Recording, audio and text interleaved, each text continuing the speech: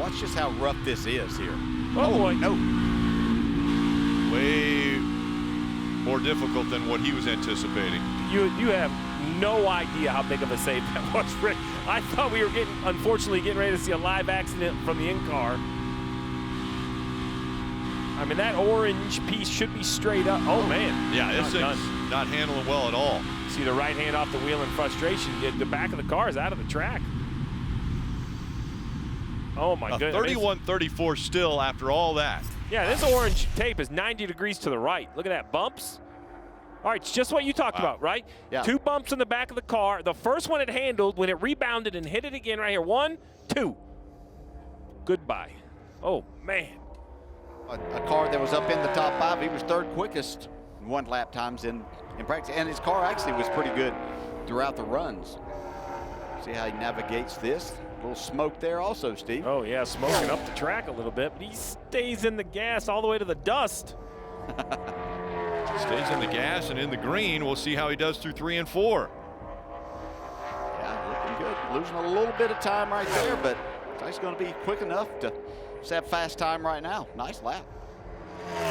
Grabs back a little bit on his way to the finish line there, and Parker Retzlaff is fastest in qualifying at a 29.80. Here comes Josh Berry. I think this was one of the bigger surprises of the year also. Josh Berry not having the success behind the wheel of the 8 car for Junior Motorsports, but then announced to head to Stewart Haas Racing next year. He'll take over the number 4 for the retiring Kevin Harvick. Yeah, if you want to see how to go through turn 1 right there, you go back and watch that right there. Fastest lap turned, it's Josh Berry now at a 29.67. But we're getting ready to find out if he's going to back up the task of sitting on the pole. Yeah, he's just looking for a low 60 something right now. Yeah. Gonna be close. See if he can gain any off exit. Yeah. Lost it through 3 and 4 and was never able to gain back any of it. So he is 3rd fastest now.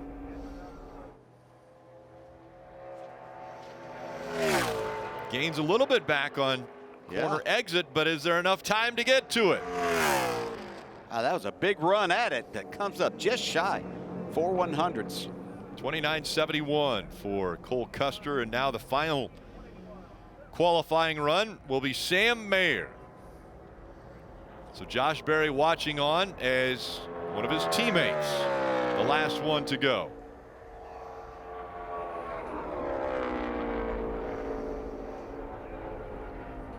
That was a good lap through there. Very smooth.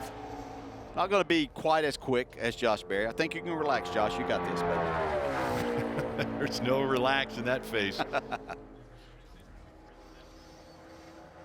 And Mayer is a half a second off, so it's going to be Josh Berry's pole.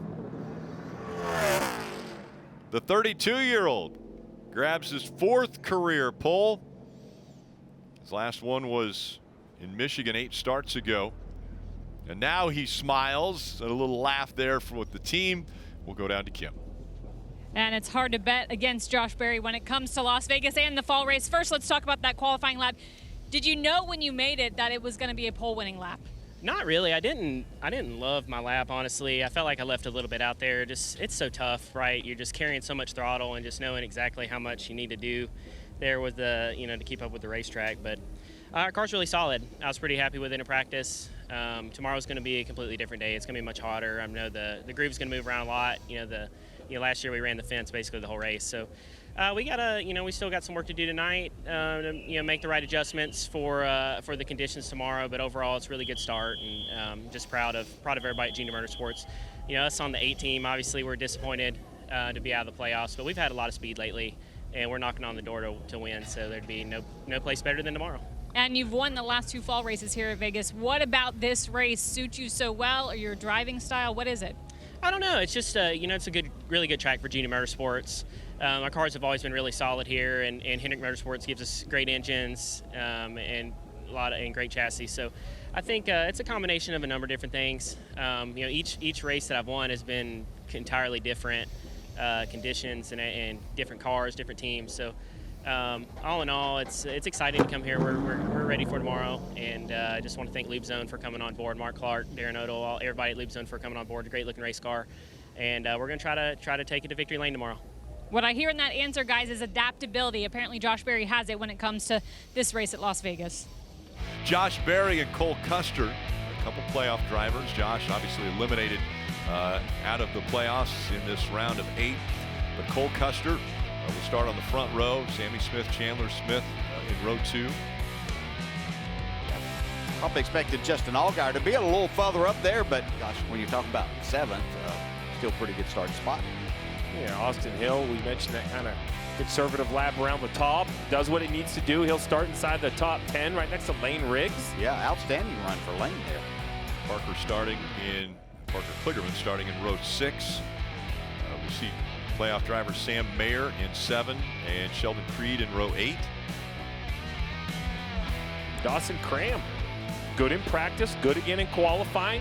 See if he can put a nice race together, hopefully run inside that top 20. He's going to start just outside the top 20 in row 11. Yeah, you see Myatt Snyder there in row 10.